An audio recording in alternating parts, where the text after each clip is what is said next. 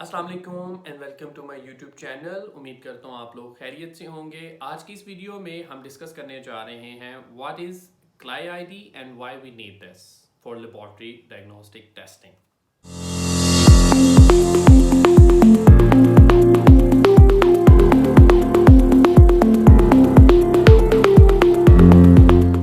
Let's start our video. CLI-ID stands for Clinical Laboratory Improvement Amendment Act 1988। 1988 में US में proper एक act बनाया गया जो रेगुलेट करता है तमाम तर लैब की टेस्टिंग को एंड रिक्वायर करता है सर्टिफिकेशन को। किसी भी लैब को स्टार्ट करने से पहले क्लाई सर्टिफिकेशन की ज़रूरत जो है वो उसकी इम्पोर्टेंस को जो है वो रिक्वायर करता है कि आप कोई भी लैब में ह्यूमन सैंपल को कलेक्ट नहीं कर सकते, एक्सेप्ट नहीं कर सकते until unless you have a CLI certification, you have a CLI number to perform a diagnostic testing on a human sample. इस क्लाई सर्टिफिकेशन की जो अथॉरिटीज़ हैं जो इसको रेगुलेट करती हैं वो तीन फेडरल एजेंसीज हैं। First is FDA, food and drug administration. Second is CMS, centres of Medicare and Medicaid. Third is CDC, centres for disease controls and prevention. ये तीन फेडरल एजेंसीज हैं जो कि क्लाई सर्टिफिकेशन को रेगुलेट करती हैं और कोई भी लैब स्टार्ट करने से पहले हमें इन तीन फेडरल एजेंसीज के डिफरेंट प्रोसीजर से गुजरना पड़ता है। उसमें डिफरेंट सर्टिफिकेट्स होते हैं, वो हासिल करने पड़ते हैं। Then we can start a proper lab diagnostic testing.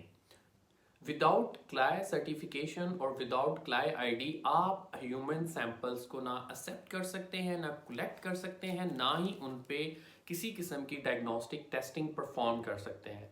क्लाई ID is very very important to perform और to give a accuracy in lab testing results.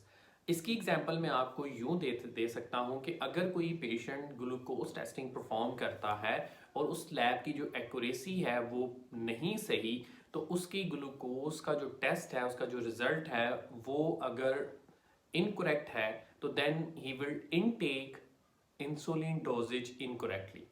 अगर कोई पेशेंट जो है वो अपना कोलेस्ट्रॉल लेवल जो है वो उसका टेस्ट करवाता है विदाउट क्लाई आईडी, जो भी लैब उसकी टेस्टिंग परफॉर्म करी उसके पास क्लाई आईडी या क्लाई सर्टिफिकेशन नहीं है, तो उसकी एक्यूरेसी करेक्ट नहीं हो सकती।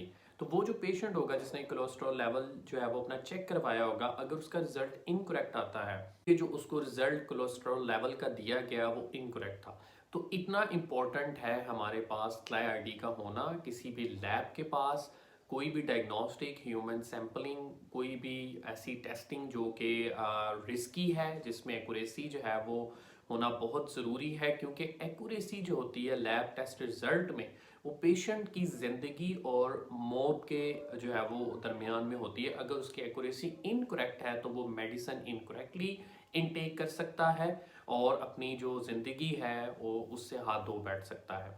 तो लैब के लिए क्लाई आईडी का होना बहुत ज़रूरी है। इसी तरह कुछ ऐसे टेस्ट हैं जो लेस रिस्की हैं और जिनमें जो है वो क्लाई आईडी की ज़रूरत नहीं होती। उन्हें यही अथॉरिटीज़ जो फेडरल एजेंसीज हैं वो क्लाया वेव्ड टेस्टिंग के नाम से जो है वो सीपीटीज़ या वो टेस्ट जो है वो जाने जाते हैं। उन टेस्टों को परफॉर्म करने के लिए आपको क्लाई आईडी की ज़रूरत नहीं होती और उन टेस्टों की रीइंबर्समेंट्स लेने के लिए इंश्योरेंसेस से आप उनको QW मॉडिफायर के साथ बिल करते हो। QW modifier shows that it's a CLIA waived test, तो उसकी बेस पे इंश्योरेंसेस आपको रीइंबर्स करती हैं। अगर कोई भी लैब या कोई प्रोवाइडर ऑफिस ऐसी टेस्टिंग परफॉर्म करना चाहता है कि जो कि क्लाई आईडी के बगैर परफॉर्म हो, तो उनकी एक लिस्ट है वो सीएमएस ने और जितनी भी अथॉरिटीज़ हैं यूएस में उन्होंने QW मॉडिफायर लगा के उनके फीस कैजुअल्स में वो सीपीटीज़ मिल जाते हैं। वो तमाम सीपीटीज़ जो हैं वो क्लाई वेव्ड होते हैं।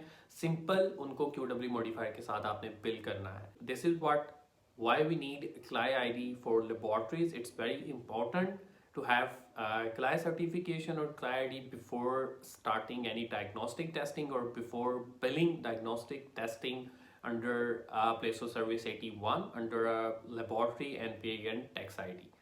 उम्मीद करता हूँ आपको ये वीडियो अच्छी लगी होगी। Please like, share and subscribe my channel. Thank you so much.